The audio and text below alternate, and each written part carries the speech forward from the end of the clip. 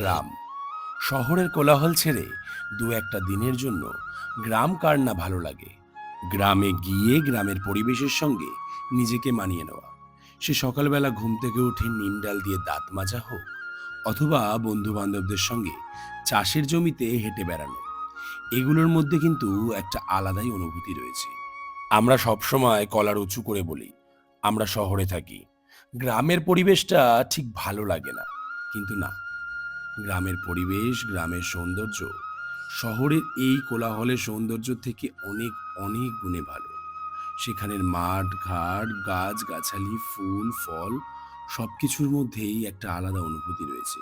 আর সব থেকে সুন্দর হলো গ্রামের মানুষজনগুলো, তারা সবাইকে খুব তাড়াতাড়ি আপন করে নেয়। শুধুমাত্র 10টা মিনিট হেসে কথা বললেই তুমি বুঝতেই পারবে না তুমি নিজেদের পাড়ায় রয়েছো নাকি অচেনা অজানা কোনো গ্রামে ঘুরতে এসছো। আর সবুজ, সবুজে মোড়া চারিদিক তোমাকে আলাদাই এনার্জি দেবে, আলাদাই অনুভূতি দেবে।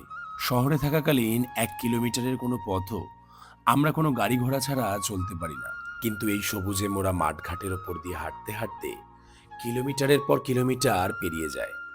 কিন্তু না আমরা হাঁপিয়ে উঠি, না আমাদের অস্বস্তি লাগে, বরং মনে হয় আরও এগিয়ে যাই, আরও মিশে যায় এই সবুজের মধ্যে।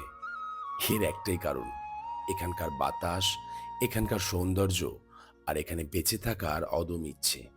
হ্যাঁ, এটা হয়তো সত্যি, গ্রামগঞ্জে স্কুল কলেজ হাসপাতাল নার্সিংহোমের মতন এত সুযোগ সুবিধা নেই। তাই জন্য তো মানুষজন সবাই গ্রামগঞ্জে জমি বিক্রি করে ধীরে ধীরে চলে যাচ্ছে শহরে শান্তি খোঁজার উদ্দেশ্যে। কিন্তু এই সকল কাজবাজের মধ্যেও গ্রামগঞ্জে যখন একটা দুটো দিন কাটানো হয়, তখন বোঝা যায় আসল শান্তি কিসে। তাহলে তোমার গ্রামের বাড়ি কোথায় কমেন্ট করে অবশ্যই জানিও। আর ভিডিওটা ভালো লাগলে লাইক করে দিও। দেখা হচ্ছে পরের ভিডিওতে। টাটা।